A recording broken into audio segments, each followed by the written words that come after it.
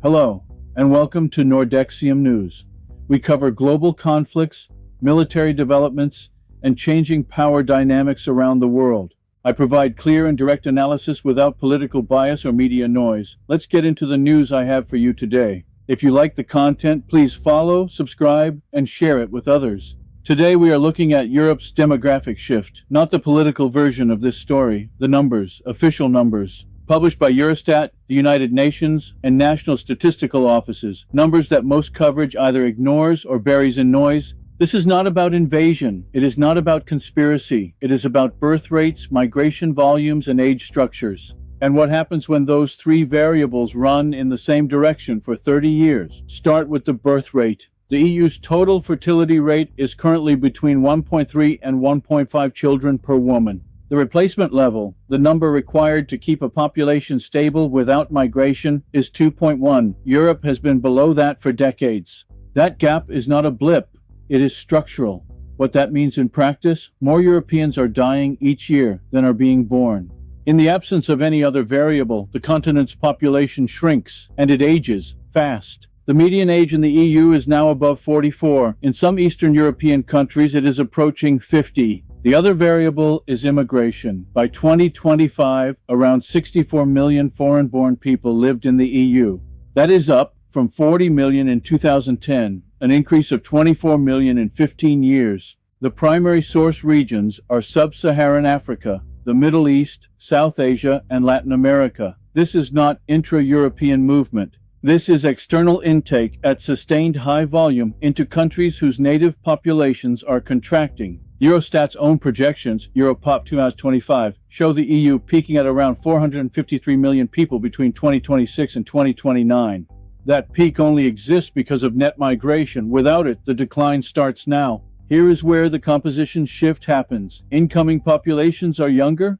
A cohort that skews 20 to 35 years old produces more births than a cohort that skews 40 to 55, regardless of per-woman fertility rates.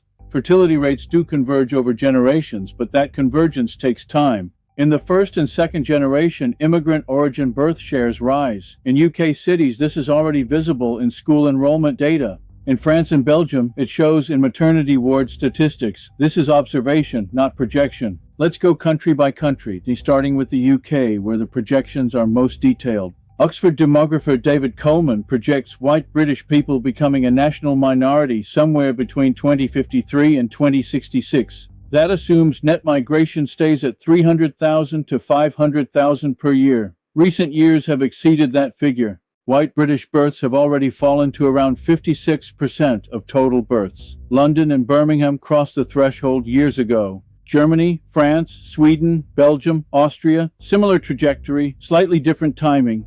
Pew Research projected Muslim origin populations reaching 18 to 20% in these countries by 2050 and up to 30% in Sweden. The broader non-Western ancestry share is higher than that in most cities. Now look at Eastern Europe.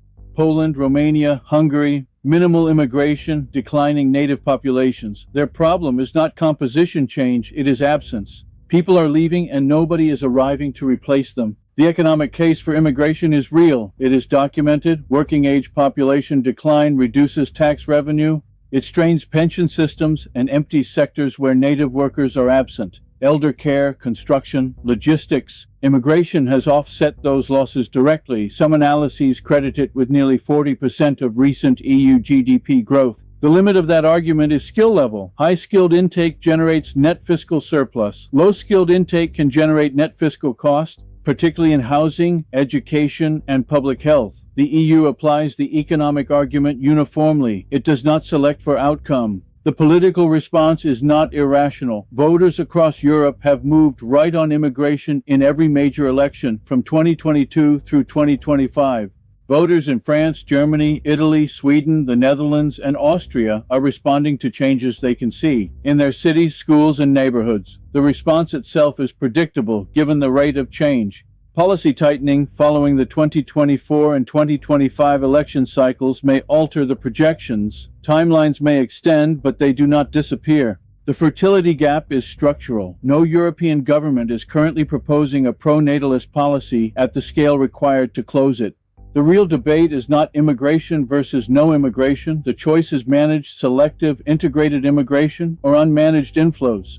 Canada and Australia run points-based systems. Higher skilled intake, better labour market outcomes, lower fiscal stress. Europe's systems are built around asylum frameworks, family reunification, and free movement. None of those are selection mechanisms. The data is not contested. What is missing is the political capacity to act on it without using it as a weapon. That is the picture as the data shows it. No inflation, no agenda, just the numbers and what they point to. If you found this useful, follow Nordexium News, subscribe, and share it with someone who wants analysis without the noise. I will see you in the next one. Wake up, Europeans, before it's too late.